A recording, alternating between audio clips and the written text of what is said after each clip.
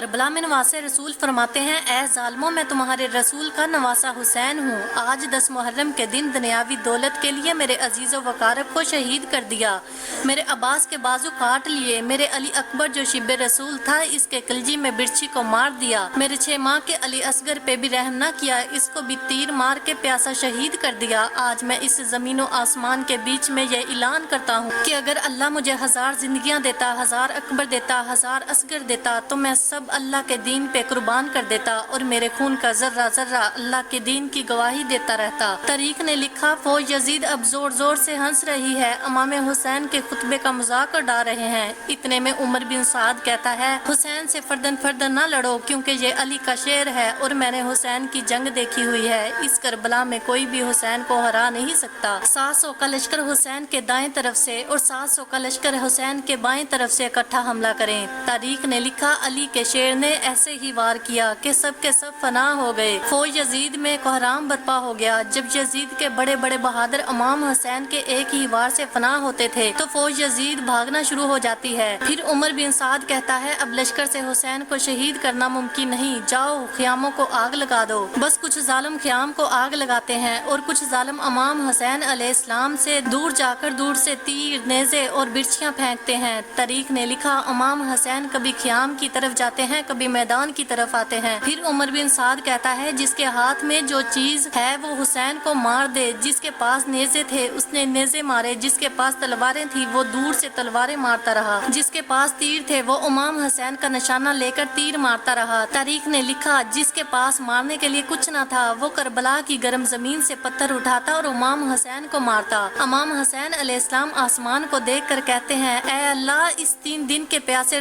رسول اللہ کے نواسے کی جنگ دیکھ۔ اتنے میں آواز غیب آتی ہے، اے حسین، تیرا اللہ تجھ سے راضی ہو گیا۔ اللہ حسین ذوالفقار کو روک دیتے ہیں اور ظالم مسلسل امام حسین کو نیزے اور تیر مارتے رہتے ہیں۔ اتنی دیر میں ایک ظالم امام حسین علیہ السلام کو بیچ میں ایسا نیزہ مارتا ہے کہ آپ گھوڑے کی زین سے زمین پہ آ جاتے ہیں۔ تاریخ نے لکھا کہ امام حسین کے جسم پر اتنے تیر تھے کہ امام حسین نہ گھوڑے کی زین پہ تھے نہ زمین پہ تھے۔ فوج یزید میں خوشی کا ماحول برپا ہو جاتا ہے، سب زور زور سے کہتے ہیں کہ ہم نے نواسے رسول کو شہید کر دیا۔ اتنے میں شمر کہنے لگا، جاؤ حسین کا سر کاٹو۔ جو امام حسین کے قریب جاتا تو امام حسین کی آنکھوں میں ان کو رسول صلی اللہ علیہ وسلم کا چہرہ نظر آتا اور وہ رو کے واپس آ جاتا۔ شمر کہتا ہے کہ رو کیوں رہے ہو، یہ حسین کا سر نہیں بلکہ یہ سوچو کہ سر کے وزن جتنا سونا ہمیں یزید دے گا۔ بس قریب آتا ہے اور امام حسین علیہ السلام کے گلے پہ خنجر رکھتا ہے، دیکھتا ہے کہ امام حسین کچھ کہہ رہے ہیں۔ جب سننے کی کوشش کرتا ہے تو امام حسین کہہ رہے تھے، اے اللہ، تیرے اسلام کے لیے میں نے اپنا سب کچھ قربان کر دیا۔ شمر ہنستا ہنستا امام حسین کی گردن کو کاٹتا ہے اور امام حسین کے سر سے امامہ اتار کے امام حسین کے بالوں سے پکڑ کر امام حسین کے سر کو نیزے پہ سوار کرتا ہے۔ فوج یزید جھومتی جاتی ہے، اہل بیت کے قیام جل رہے تھے،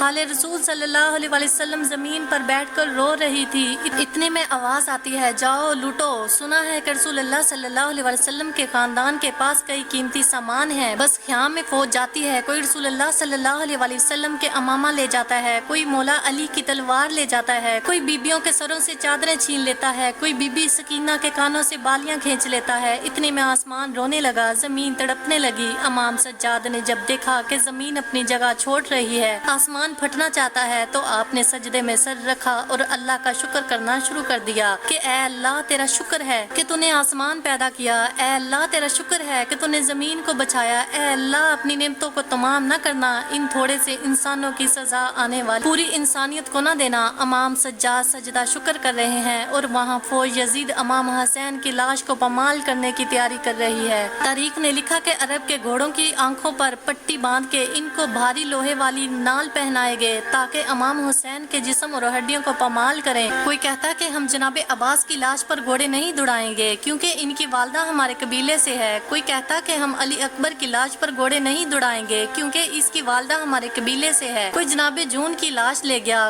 کوئی حبیب ابن مظاہر کی لاش لے گیا، کوئی جناب حر کی لاش لے گیا۔ تاریخ نے لکھا کہ سب کی لاشیں ہٹنے لگی، صرف کربلا کی گرم زمین پر امام حسین کی لاش پڑی رہی۔ نہ کوئی یہ کہتا کہ یہ فاطمہ کا بیٹا ہے، نہ کوئی یہ کہتا کہ یہ علی کا لال ہے، نہ کوئی یہ کہتا کہ یہ رسول اللہ کا نواسا ہے، بس گھوڑے امام حسین کی لاش کو پامال کرنا شروع کرتے رہے۔ تاریخ نے لکھا کہ گھوڑوں کو اس طرح سے دوڑایا گیا کہ امام حسین حسین کی پسلیاں ٹوٹنے لگیں، امام حسین کا سینہ اور پشت ایک ساتھ ہو گئے، امام حسین کی ہڈیاں اور گوشت زمینی کربلا بھی بگڑنے لگا۔ اتنے میں ایک شیر آتا ہے، وہ سپاہی شیر کی آواز سن کر بھاگ جاتے ہیں۔ بس امام حسین کی لاش کو پامال کرنے کے بعد فوج عزیز جشن منا رہی تھی اور آل رسول جلے ہوئے خیام کی راکھ پہ زاروں کی طار رو رہے تھے۔ بی بی زینب کبھی عباس کو یاد کر کے روتی ہیں، کبھی اکبر کو یاد کر کے روتی ہیں، کبھی معصوم علی اصغر کو یاد کر کے روتی ہے، تو کبھی دور سے اپنے بھائی کے جسم کے ٹکڑوں کو دیکھ کر اپنے نانا رسول صلی اللہ علیہ وآلہ وسلم کو کہتی ہے کہ یا رسول اللہ، آپ کی امت نے اس حسین کے جسم کو پامال کر دیا جس کو آپ کندھوں پہ اٹھا کے کہتے تھے کہ یہ جنت کا سردار ہے، یہ مجھ سے ہے، میں اس سے ہوں۔